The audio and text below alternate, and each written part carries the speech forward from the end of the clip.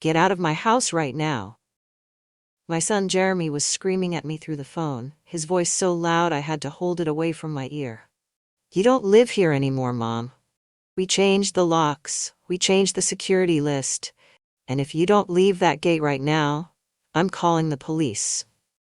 I sat in my rental car outside the gated community, staring at my belongings stacked by the front door like garbage, while my own son threatened to have me arrested for trying to come home.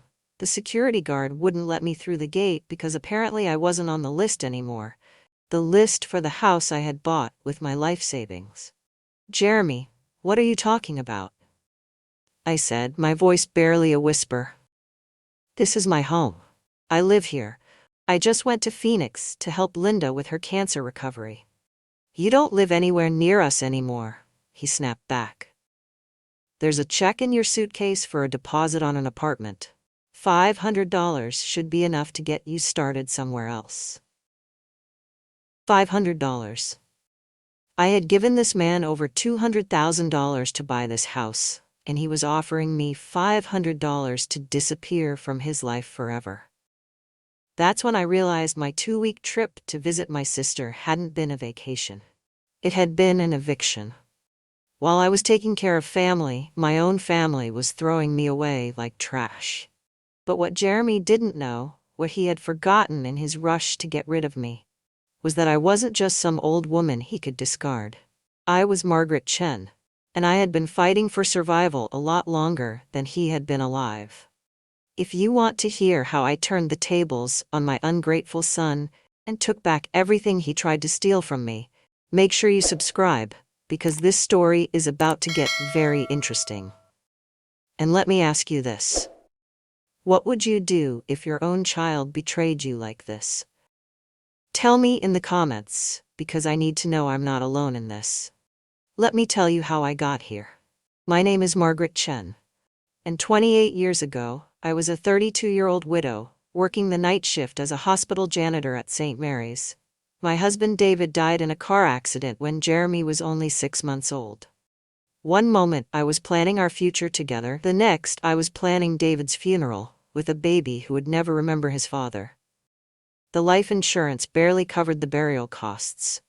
I sat in that funeral home with Jeremy sleeping in my arms, listening to the director explain payment plans, and I had a choice that would define the rest of my life. Put my baby up for adoption with a family who could give him everything I couldn't, or figure out how to raise him alone on a janitor's salary. I chose him. Every single time, I chose him. I worked 3 jobs to make sure Jeremy never felt the weight of our poverty. Nights I cleaned operating rooms, scrubbing blood and trauma from floors while other people slept safely in their beds. Weekends I cleaned office buildings downtown, emptying trash cans and vacuuming carpets for executives who made more in a day than I made in a month. When I could get them, I picked up catering gigs, serving fancy food to rich people who looked right through me, like I was invisible. But Jeremy never wore hand-me-downs, not if I could help it. He had tutors when his grades slipped, soccer camps every summer, college prep courses when he got to high school. I drove a 15-year-old Honda with a broken air conditioner and a rattling engine, while he got a brand new red Camaro for his 16th birthday. I'll never forget the look on his face when I surprised him with that car. Pure joy for about 30 seconds, until he realized his friends were watching. Then came the embarrassment. The shame that his mother was the woman who cleaned up after other people. Mom, you don't understand what it's like being the only kid whose mom is, the cleaning lady, he said one day when I offered to volunteer at his school events. Maybe you could just stay home when my friends come over? So I stayed invisible. I worked my shifts, paid for his life, and pretended it didn't hurt when he asked me to park around the corner instead of in front of the school. I told myself he was just a teenager, that he'd understand when he got older. I told myself that love meant sacrifice, and if staying in the shadows was what he needed, then that's what I'd do. But I kept paying for everything. Every single thing. When Jeremy graduated law school, I thought we had finally made it. All those years of sacrifice, All those nights I fell asleep exhausted on my couch, still wearing my cleaning uniform, had led to this moment. My son was going to be a lawyer. He landed a job at Henderson, Brooks and Associates, one of the most prestigious firms in the city, and I was so proud I cried right there in the graduation ceremony. Then he married Jennifer, a beautiful blonde from old money who had never worked a day in her life. She came from the kind of family where great-grandparents had trust funds and country club memberships were passed down like heirlooms. Jennifer was everything I wasn't: polished, educated, connected. She spoke with that smooth confidence that only comes from never having to worry about money, and she never quite looked me in the eye when we talked. I tried to like her. I really did. But there was something in the way she smiled at me that felt cold, like she was tolerating my presence rather than welcoming it. When they announced their engagement, I gave them $5,000 I had saved for a family vacation I never took. Jennifer thanked me with that same distant smile and immediately started planning a wedding that cost more than I made in 2 years. 6 months after the wedding, they came to me with a problem. They wanted to buy a house in Riverside Estates, the kind of neighborhood where people like me only went to clean houses, not live in them. It was their dream home, Jeremy said. 3 bedrooms, 2.5 baths, with a 2-car garage and a yard perfect for the children they were planning. "Mom, we can't afford it," Jeremy confessed over dinner at my little kitchen table one night. "We need another $100,000 for the down payment. The bank says we're qualified, but we just don't have enough cash." I didn't hesitate. Not even for a second. I liquidated my retirement savings, took out a second mortgage on my little house that I had worked 20 years to pay off, and gave them everything. Every penny I had saved for my old age went into making their dream come true. "You can't do this, Mom," Jeremy said, but I could see the hope in his eyes. "This is your future we're talking about." "You are my future," I told him. "You're all I have." That's when Jennifer spoke up with an idea that seemed perfect at the time. "Margaret, you should sell your house and move in with us. You're getting older, and we want to take care of you. It just makes sense. Move in with them. Live in their beautiful new house. Be part of their perfect family." It sounded like everything I had ever wanted, and I convinced myself it was the right thing to do. So I sold my house, the little 3-bedroom home where I had raised Jeremy, where David and I had planned our life together, where every corner held memories of better times. I gave them the money from the sale too, because they said it would help with furniture and settling in. For 3 years I lived in their guest room. I cooked their meals, cleaned their house, and watched their twin boys, Jake and Ryan, while they worked late at the office. I told myself I was helping my family. I told myself I belonged there, that this was what families did for each other. But deep down, I knew the truth. I wasn't a family member living in their house. I was a live-in maid who happened to be related to them. The changes started so small, I almost didn't notice them at first. Jennifer began forgetting to include me in family photos. During Jake and Ryan's birthday parties, she would gather everyone for pictures, and somehow I was always in the kitchen getting more cake or cleaning up spills when the camera came out. When I'd come back, she'd already put it away with that apologetic smile that never reached her eyes. "Oh, Margaret, I'm so sorry. We already took the family photos. Maybe next time." But there was never a next time. Jeremy stopped asking my opinion about anything. For years he had called me for advice about everything from job decisions to what tie to wear to important meetings. Suddenly those conversations stopped. When I'd offer suggestions about the boys' school activities or family vacations, he would nod politely and then do whatever Jennifer wanted anyway. The twins, Jake and Ryan, were still young enough to love their grandmother unconditionally. They would run to hug me when they got home from school, chattering about their day and asking if I made their favorite cookies. But Jennifer started intercepting those moments. "Boys, Grandma Margaret is tired. Give her some space," she would say, gently pulling them away from me. "Why don't you go wash your hands and I'll get you a snack?" The comments started as suggestions, innocent enough that I could pretend they weren't meant to hurt.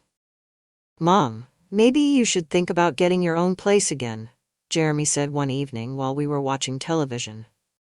"The boys are getting older, they need their privacy, and you might want some independence back." Independence. As if living rent-free as their unpaid housekeeper was somehow limiting my freedom. Jennifer had her own favorite way of making me feel small. "Margaret, did you remember to use the good dishes for our guests tonight? The ones that actually match?" she would ask when they had company coming over. Or, "Margaret, maybe you could eat in the kitchen tonight? We're having some important people over, and the dining room will be a bit crowded." I started noticing that I was always eating in the kitchen when they had guests, always finding reasons to be somewhere else when their friends came by. Always the one who answered the door, but never the one who was introduced. The breaking point came on a Tuesday afternoon in March. I was upstairs folding laundry when I heard Jennifer on the phone in the living room below. She was talking to her mother, and her voice carried up through the vents. "She's like a live-in maid who doesn't know when to quit, Mom. I mean, we're grateful for everything she did to help Jeremy, but enough is enough. We can't even have people over anymore without having to explain why Jeremy's cleaning lady mother is still living here." I stopped folding, my hands frozen around one of Ryan's little t-shirts. "I know she gave us the money for the house, but that doesn't mean she owns us forever. We never asked her to sell her place and move in. That was her choice. And now we're stuck with her because Jeremy feels guilty." I sat down hard on the guest room bed that had become my world. The guest room in the house I had bought. In the house where I had given up my independence to help raise their children and maintain their perfect life. Jeremy won't say anything because she's his mother, but I'm getting tired of living with a roommate we never asked for. Especially one who acts like she's part of the family when she's really just there. I could have confronted her. I could have marched downstairs and told her exactly what I thought of her ungrateful attitude. I could have reminded her that without my money, she'd still be living in a cramped apartment instead of her dream house. But I stayed quiet. I stayed because I loved my son. I stayed because I thought family meant forever. That blood was supposed to be thicker than convenience. I stayed because I had nowhere else to go and no money left to go there with. I told myself that Jennifer was just stressed, that she didn't mean it. I told myself that Jeremy would never let anyone treat his mother badly. I told myself that this was just a rough patch, and things would get better. But deep down, I was starting to understand the truth. I wasn't family living in their house. I was a burden they were too polite to throw out. 2 weeks ago, my sister Linda called from Phoenix, and I could hear the fear in her voice before she even said the words. "Margaret, I need to tell you something. I've been diagnosed with early-stage breast cancer."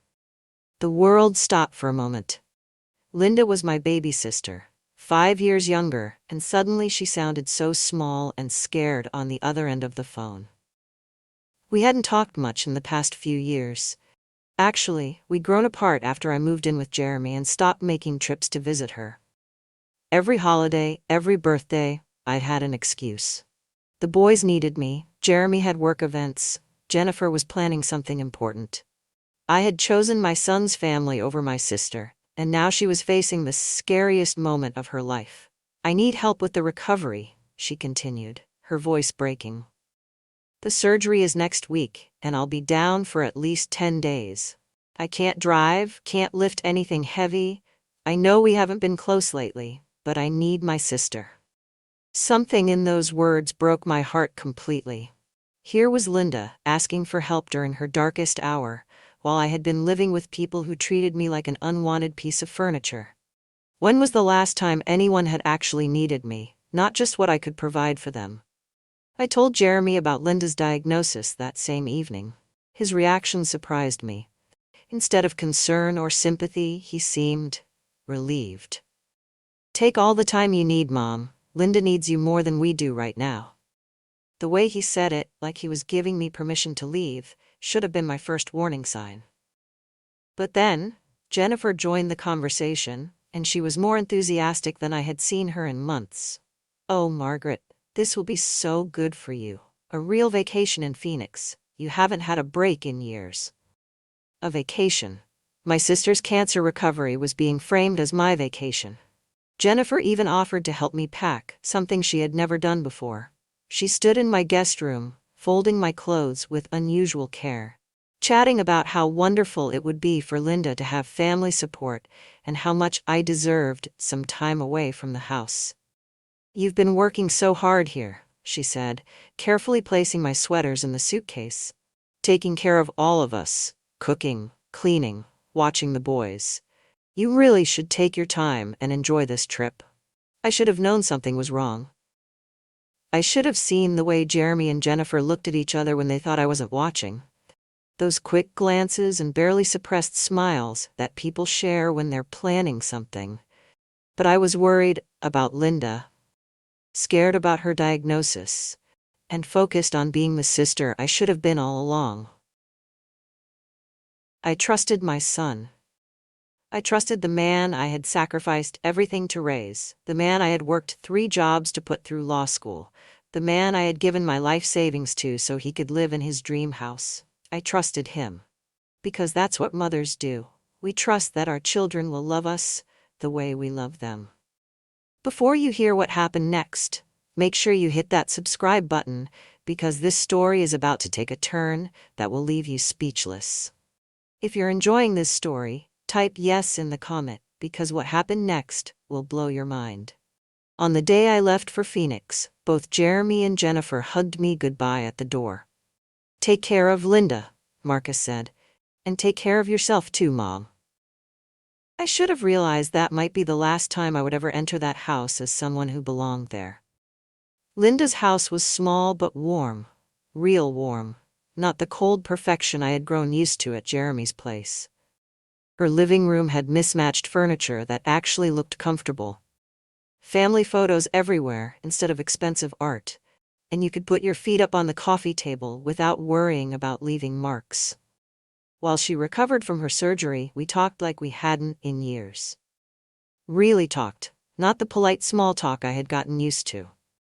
She told me about her divorce 3 years ago, how her husband had left her for a younger woman, but how she had rebuilt her life from scratch. She had started a small catering business from her kitchen and now had contracts with several local companies. "I'm not rich, Maggie, but I'm happy," she said one afternoon while I was making her soup. "I answer to nobody but myself, and that's worth more than all the money in the world." That's when she really looked at me, studied my face like she was seeing me for the first time in years.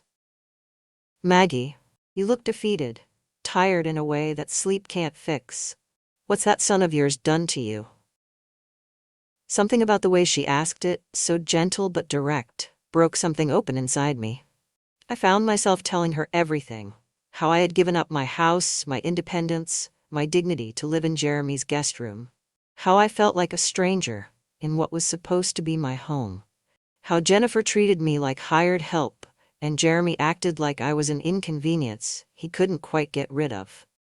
"They don't include me in family photos anymore, Linda. I buy Christmas presents for the boys, and Jennifer rewraps them so it looks like they came from her.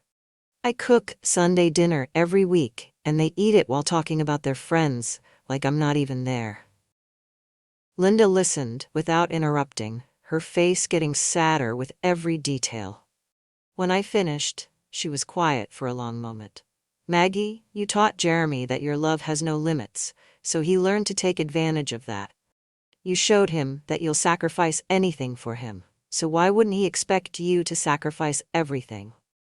Her words hit me like a physical blow, because they were so obviously true.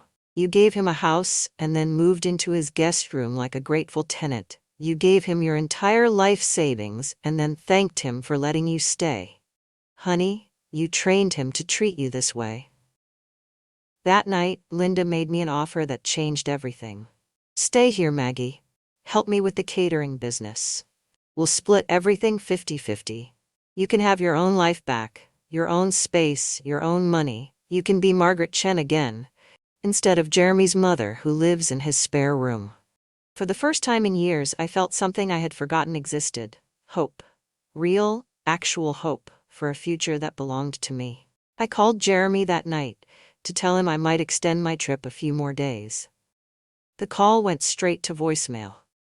I tried again an hour later, voicemail again. The third call the next morning also went to voicemail. My son, who used to call me every day when I first moved in with them, wasn't answering his phone. But I was starting to understand that maybe that wasn't an accident. I decided to come home a day early to surprise them. Linda was doing so much better, and I was excited to tell Jeremy about the possibility of extending my stay to help her with the catering business. I wanted to see his face when I told him about this new opportunity, this chance for me to have my own life again. The surprise was definitely on me. I pulled up to the gate of Riverside Estates around 3 in the afternoon, expecting Tom the security guard to wave me through, like he had hundreds of times before. Instead, he stepped out of his booth looking uncomfortable, almost embarrassed. "Ma'am, I'm sorry, but I have orders. You're not on the list anymore." I laughed because it had to be some kind of mistake. "Tom, it's me, Margaret. I live at 1247 Maple Drive with my son Jeremy. I've just been visiting my sister in Phoenix." But Tom wasn't laughing. He showed me his tablet, and there it was in black and white. My name had been completely removed from the resident list. The house was listed under Jeremy Chen and Jennifer Chen only, like I had never existed at all. "Ma'am, they told me you had moved out permanently. I'm really sorry, but I can't let you through without permission from the residents." That's when I looked past the gate and saw them. My belongings, 4 suitcases and 3 cardboard boxes stacked by the front door of the house I had bought with my life savings. Everything I owned in this world, sitting there like garbage waiting for pickup on the pristine front porch of 1247 Maple Drive. My hands started shaking as I stared at that pile. Those weren't just my belongings. That was my entire life reduced to a few containers that could fit in the back of a pickup truck. Tom must have seen the shock on my face because his voice got gentler. "Ma'am, maybe you should call them? There might be some kind of misunderstanding." But I could see there was no misunderstanding. Taped to the largest suitcase was a piece of paper, and even from the car I could recognize Jeremy's handwriting. I asked Tom to please let me walk up to the door, just to get the note, and he reluctantly agreed. My legs felt like they might give out as I walked up that familiar driveway, for what I didn't know would be the last time. The note was written on Jeremy's law firm letterhead, like this was some kind of official business transaction instead of a son throwing away his mother. "Sorry, Mom. No space for you. We've moved on with our lives and think it's time you did the same. There's a check in the side pocket of your large suitcase for a deposit on an apartment. Take care of yourself. Jeremy." I unzipped the side pocket with trembling fingers and found a check made out to me for $500. $500. I had given this man over $200,000 of my life savings to buy this house, and he was offering me $500 to disappear from his life forever. I stood there on that porch, holding that check, looking at my life packed into boxes like I was moving out of a college dorm instead of being evicted from the home I had paid for. The home where I had cooked thousands of meals, where I had watched my grandsons take their first steps, where I had quietly lived in the guest room while pretending I belonged. They hadn't even had the decency to tell me to my face. They had waited until I was gone, changed the locks, packed my things, and removed me from their lives like I was a subscription service they no longer wanted. But what they didn't know, what Jeremy had apparently forgotten in his rush to get rid of me, was that I wasn't just some old woman they could discard. I was Margaret Chen, and I had been fighting for survival a lot longer than he had been alive. And I was about to remind him exactly who he was dealing with. If you were in my shoes, what would you have done? Would you forgive them and leave the house quietly? Or will you get back at them? Let me know in the comment section, and don't forget to subscribe. I sat in my rental car outside that gate for 2 hours, staring at my life packed into boxes while my mind raced through everything that had happened. How long had they been planning this? How many conversations had Jeremy and Jennifer had about getting rid of me while I was cooking their dinner or watching their children? Then I remembered something. Something important. I called Robert Martinez, the attorney who had helped me with the house sale 3 years ago when I moved in with Jeremy. Robert had been David's friend, and he'd handled our wills and legal paperwork for years. "Margaret, how are you? I was just thinking about you last week." "Robert, I need to ask you about the house on Maple Drive, the one I helped Jeremy buy." There was a pause, and when Robert spoke again, his voice was careful. "Margaret, I need to tell you something. Jeremy called me last week asking about the property deed. He wanted to know if there was any way to get you removed as a co-owner." My heart stopped. "What did you tell him?" I told him absolutely not. You're listed as a co-owner with full legal rights. You can't be removed from that deed without your written consent, and even then, you'd be entitled to your share of the property value. Co-owner. I had forgotten. When we bought the house, I had insisted on being listed on the deed to protect my investment. Jeremy had fought me on it, saying it was unnecessary since it was his house, but I had held firm.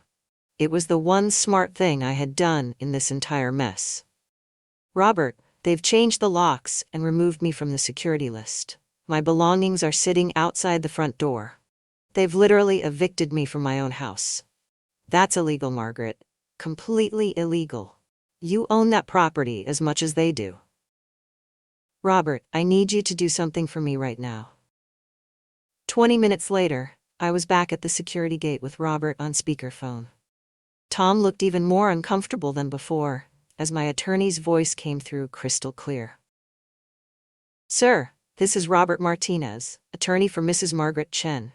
I need to inform you that Mrs. Chen is a legal owner of the property at 1247 Maple Drive.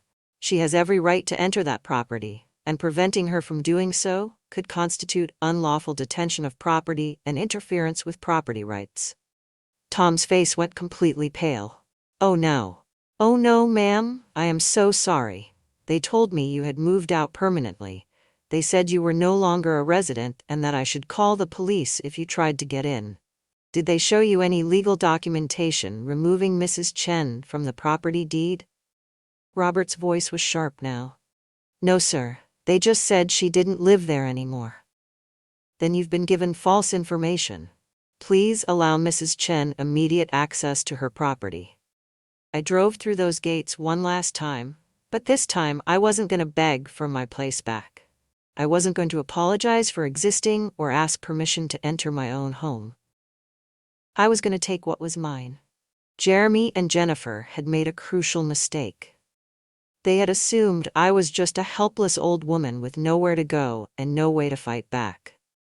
They had assumed that because I had been quiet and accommodating for 3 years, I would just disappear quietly when they decided they were done with me. But I wasn't the same woman who had moved into their guest room 3 years ago. That woman had been grateful and desperate. This woman was angry, and she remembered exactly who owned half of everything they thought was theirs. They were about to learn that throwing away your mother is a lot more complicated when your mother happens to own your house. Jeremy and Jennifer were hosting a dinner party when I walked through the front door, using my key. The key they had forgotten, I still had. 8 of their fancy friends were seated around the dining room table, drinking expensive wine from the good china I had bought them for Christmas last year.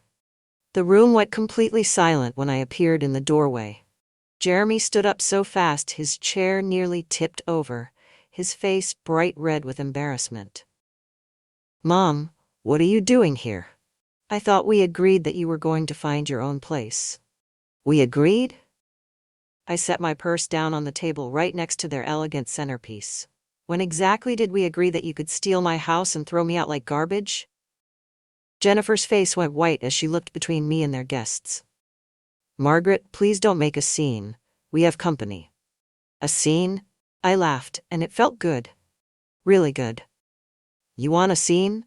Here's a scene for you. I'm Margaret Chen, and I own half of this house. Every brick, every window, every piece of that expensive furniture you're sitting on. I turned to face their guests, these well-dressed people who had been enjoying my hospitality without even knowing it. Did you know I used to clean hospitals?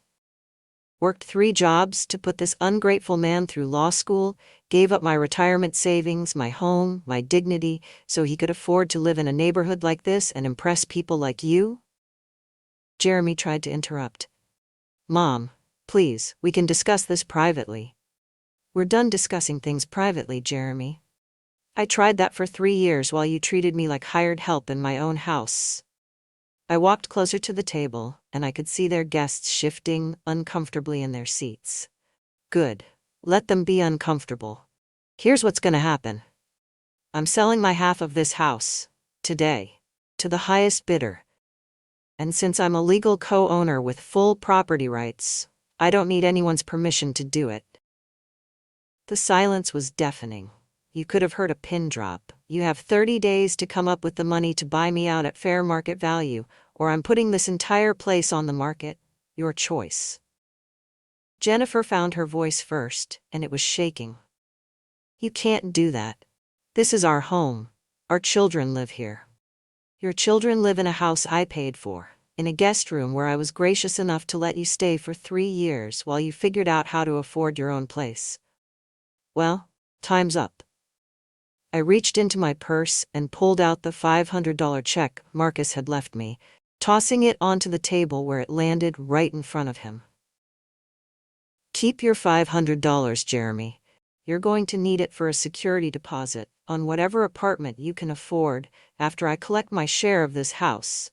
Because after giving you over $200,000 and 3 years of free labor, I'm done being your family's charity case. Jeremy was sputtering now, trying to find words. Mom, you're being unreasonable. We never asked you to give us that money.